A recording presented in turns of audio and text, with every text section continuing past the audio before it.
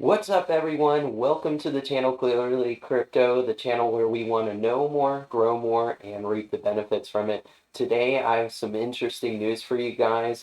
This is a place where I love to bring the news and knowledge to help break down the news into knowledge that you can consume. Today, we have the Intel on Intel, a bit on Bitcoin, explaining Ethereum's merge. We have a corrupt Coinbase, a little bit of pest control here, and some more info on how XRP Ripple is getting closer to my heart. I'm definitely starting to becoming more of a fan of Ripple and XRP, and I'm going to show you why here at the end. So make sure to stick around. It's jam-packed with information here to help you guys keep up with what's happening in the crypto world. So make sure to get subscribed. Also, make sure to follow me over on Twitter. It's where I like to share all of my crypto opinions, as well as what I'm learning as far as chart reading and just other things that I like to share. Make sure that you go and watch the video by Joshua Jake. He talks about what's called the Great Reset. It is an amazing video to watch. I'm not going to play the whole thing since it's about 3 minutes here, but you can go over to my Twitter page or go over to his Twitter page. It's Joshua Jake. It's with that Z right there. Make sure to go to the right one. That way you're not going to any of the fake ones out there because there's plenty of them. But yeah, that's a very important video, I think, for you guys to watch. It definitely breaks down what's happening in the economy around the world. But for today's video, let's get into it. The first one that I have for you guys, Intel doubles down on chips, enters $30 billion deal in building new factory. So this talks about how Intel is going to be investing along with asset management, Brookfield Asset Management Incorporated. So they're going to be building a new factory in Chandler, Arizona. Now, if you haven't heard, there has also been news about them building in Ohio. I believe it talks about it in this piece, but this talks about why it's so important that they're building more in the United States. These chips are a crucial part of the block scale ASIC. If you don't know what that is, that's just what they use in Bitcoin miners to get things running in order to run the hash algorithm in order to mine Bitcoin. So Bitcoin miners were practically dependent on Taiwan and South Korea factories as far as to get these chips in order to run their Bitcoin miners. But now with these new factories in place, we'll be able to get them not just from. It'll pretty much help diversify where you can get your chips. You're not just having to buy from one distributor. It talks down here. Oh, here's the piece. So $100 billion each on new plant complexes in Ohio. Didn't know that they were also talking about Germany too, so that's pretty interesting to learn about. So if you're into the Intel stock on the stock market side, this is good news for you guys that they're all trying to spread out their company quite a bit. It also talks about how the other companies like other countries like Taiwan and South Korea are also doubling down, and their European Union is trying to get in on the action, of course. Moving on from this, we have the bid on Bitcoin. Bitcoin Lightning Network versus Visa and MasterCard. How do they stack up? So I like this article because it kind of talked a little bit more about the Lightning Network. I didn't know too much myself, so this is a great article that to look into as far as talking about how it stacks up against its competitors. So the Bitcoin blockchain can handle up to 7 transactions per second, for those of you that didn't know. It also takes quite a bit of time to finalize those transactions too, just to put that out there. The Lightning Network, a layer 2 scaling solution that allows for off-chain transactions, so they're not doing it on Bitcoin's blockchain, it's a layer 2 that's off-chain and then putting it back onto there for you. Creates a P2P payment channel between two parties. I'll explain that a little bit more right after this. Allows them to send an unlimited amount of transactions that are nearly instant as well as inexpensive. It acts as its own little ledger for users to pay for even smaller goods and services such as coffee without affecting the Bitcoin network. So from what you heard right here, it sounds pretty good, right? But there are some caveats here, some reasons why it hasn't exactly gotten as big as it should with all of the greatness to it. So users of the network have to lock in a certain amount of Bitcoin in order to create a channel. So that channel between the two parties that allows them to send the unlimited amount, they have to lock in Bitcoin in order to get that channel open. So that's one of the things that they're having trouble with is they don't have too much Bitcoin locked up right now. The network currently has 87,000 payment channels and 4,570 Bitcoin locked in it, worth over $111 million. So honestly, that doesn't sound like too much to me compared to the 19.1 million Bitcoin in circulation. So you can see the difference in those two numbers. So MasterCard's network, it talks about down here, it can process up to 5,000 transactions per second. Visa does a little bit more bragging, up to 24,000 transactions per second. They even talk about, in theory, handling up to 65,000 transactions per second. So a big bump up there from 24 to 65. But the Lightning network actually goes much further, offering processing up to 1 million transactions per second. So that's quite a bit above what those other networks can do. Again, though, it has its caveat of having to lock up that Bitcoin. And then, you're also having to spend the Bitcoin, which is considered a store value. I know plenty of people out there that aren't really willing to give up their Bitcoin just to spend it on, say, a cup of coffee. So this was a cool video that they had out along with that. Down here you can click through and it'll bring you over to the tweet on Twitter that came out about this. It's basically showing how the Lightning network is so much faster than if you were to use a card, even using the tap pay feature that they have. So over on the right, they're going to be using a normal card to pay for something, and on the left, they're going to use the Lightning network, and this is going to show how fast it is for you. So they tap it. You see right here, it's already confirmed, and this one's still authorizing, and it's just now approved. So you can see how much faster that is compared to the normal payment system. So that's just one of the things that crypto is bringing to the table, how fast they can get those transactions through.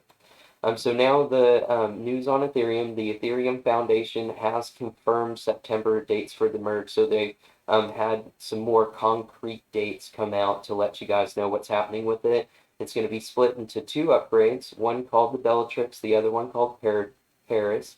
Bellatrix is going to be around this time on September 6th.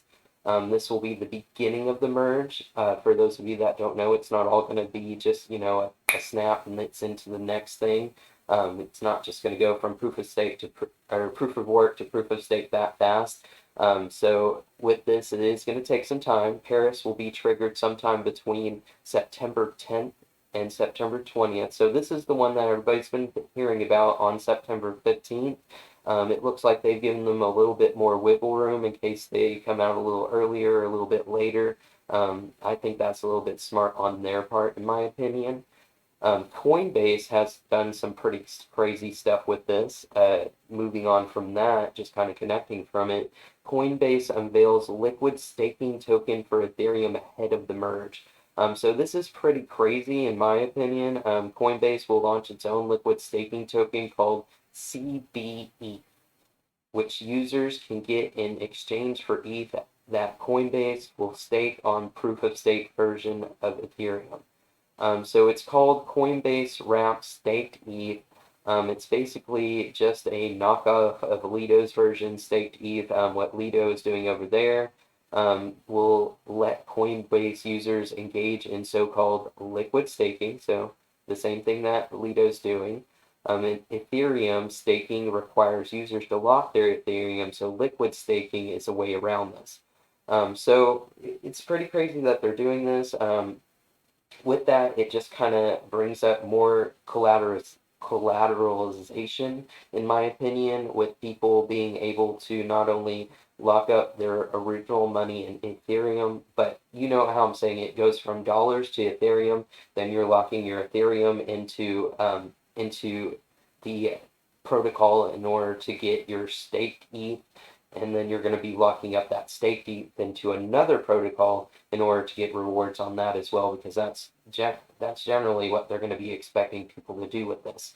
Now, the white paper that they have in here, the detailed white paper, it was pretty funny reading this because they talk in here about how if the world economy ran on an open, common set of standards that could not be manipulated by any company or country, the world would be more fair and free place, and human progress would accelerate. So they say stuff like this in here, and yet they're one of the people that have stopped people from doing things on their platform, like with this Ethereum merge, they're going to stop people from depositing and withdrawing. They're saying that it's just to protect people, but I mean, right here it's saying that if companies would stay out of the people's way, then it would make it more of a fair and free place. But down here, it talks also, I wanted to bring this up because this is really important. It talks about how your ETH tokens are locked on the network, making them non-transferable through the merge. The merge won't be completed until the Shanghai upgrade is completed. This is the third and final phase. So until this upgrade, it won't be possible to unstake ETH. So even after that, so further on top of that, so even after you're waiting all the way past the Shanghai upgrade this next year, you'll still have to wait whenever you unstake your ETH. So after you unstake and withdraw the tokens, you may face delays anywhere from 27 hours, so over a day, to as long as several weeks. So they don't even have a full time frame on when you might be able to unstake that ETH from Coinbase, that ETH that you use to go towards the Ethereum merge. So if you are planning on putting Ethereum into this to play the merge, if you're wanting to buy into Ethereum, just make sure that it's going to be a long-term play, that you are planning on keeping that Ethereum in there for quite a long time. I know that I am, because I do believe, even with all of this centralization in here, I do believe that Ethereum is going to come out at the end, especially with how many developers are on Ethereum and how big it is. I mean, I'm sorry, but they just have so much publicity. They are the second largest blockchain out there. There might be some that get pretty close to them, if not get on the same level, but irregardless, I believe Ethereum will be there, in my opinion.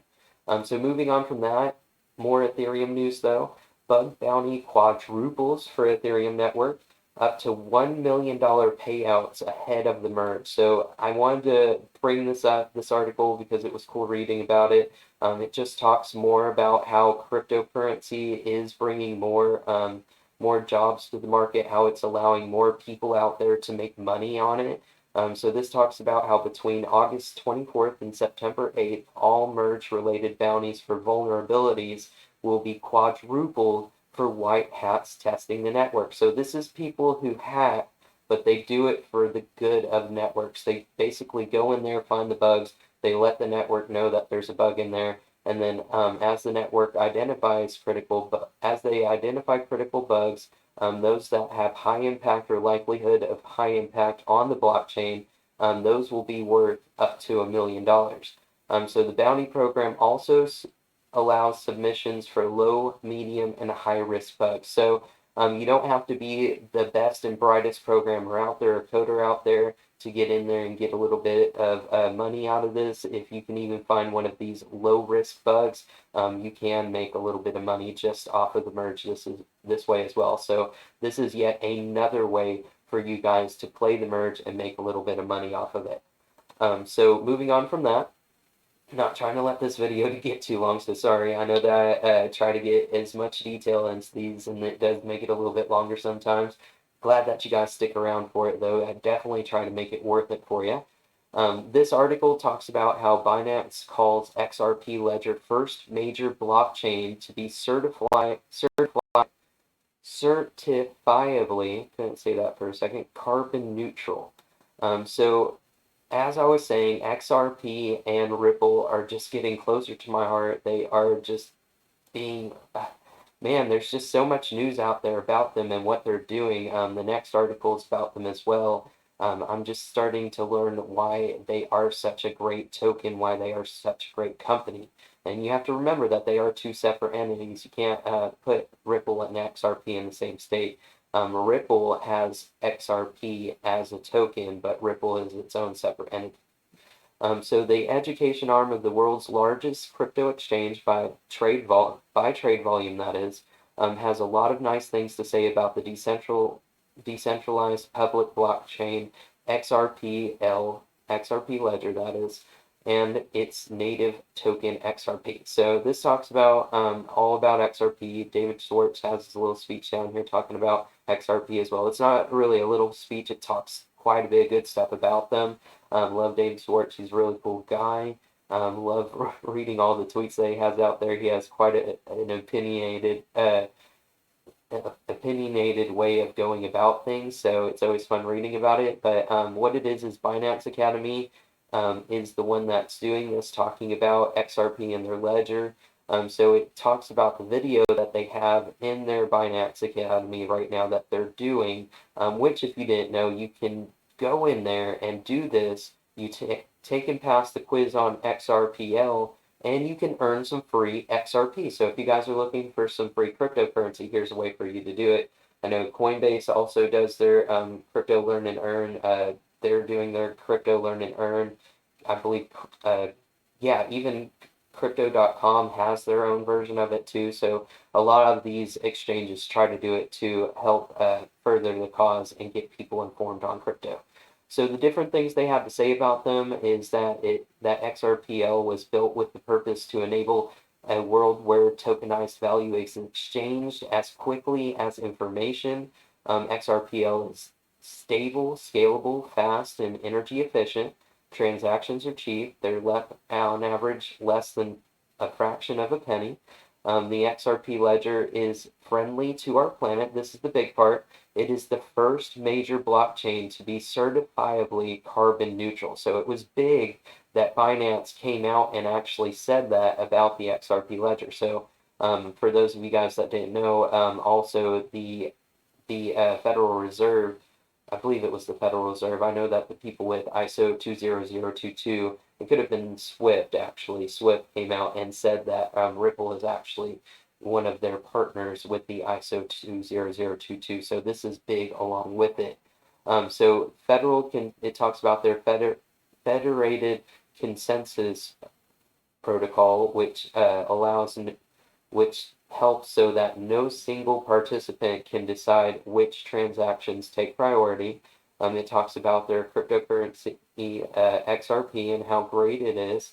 It talks about how using the XRP ledger allows assets to be moved across the world, enabling near instant money transfers for remittances, treasury payments, payrolls, and other cross-border payments. So it has a ton of information about XRP in that Learn and Earn course, as well as the chance to earn some free XRP. So definitely go and check that out. I know I'm going to as soon as I get my Binance account up and going. I'm definitely interested to see what Binance allows the US to do, because there's a difference between Binance.com and Binance.us. There's not, we can't do everything that you guys can do out there. Just to let you guys know if you didn't know. But yeah, moving on from this, more news on Ripple. This is talking about, now with this, I don't know why it wasn't allowing me to highlight everything and kind of save it on here, so sorry everything's not highlighted. But this is talking about how Ripple continues overseas expansion with Tronglo to UAE. So this is what I was talking about. Ripple is just constantly doing stuff to innovate out here, to get their connections broadened, to just kind of reach out and touch everywhere on the earth. So the crypto technology giant Ripple partnered with global payments firm Tranglo, I hope I'm saying that right, to expand Ripple's on-demand liquidity. So this is basically right after they went over to the this is in the United Arab Emirates, sorry. So right after they went over to Latin America bank Travelex and did the same over in Brazil. So they're trying to help them with their cross-border payments with their ODL solution. So this article does a great job explaining what Ripple has already done in the past as far as building connections, how it talks about in July, they went over to Singapore for FOMO Pay in order to help them with instant cross-border payment solutions as well. Ripple has done a crazy amount of expansion. So in November of 2021, they went over to the Republic of Palau. Sorry if I say that wrong, to build its digital currency. They wanted to go with their own government-backed USD, so they are utilizing Ripple technology, but they're not going to be using XRP in this case.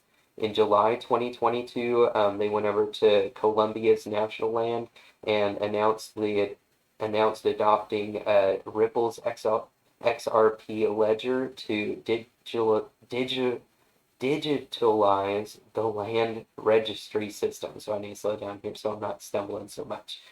So it's to digitalize the land registry system over in Colombia. So that's huge. It allows the registry system to do more than 100,000 contracts. So that just gives you guys an idea of what the XRP ledger is allowing different countries to do. It's also opened up a new base over in Toronto in June 2022. It's going to be a hub to 50 developers, which will expand in upcoming years. So it just goes to show that crypto is yet expanding and allowing more people to get more jobs in the space. This just shows that. And then down here, it also talks about how they've had interest in acquiring Celsius, but I don't really consider it news until they have fully come out and said that they're looking at buying them. I don't want to hear that they're just interested in buying them because that could just fall out. But that's it for today. Thank you guys so much for sticking around. I know it was quite a bit here. Sorry about the video being a little bit longer for today. I was just really excited on getting this out for you. Love you guys. Thanks for being here, and I'll see you next time.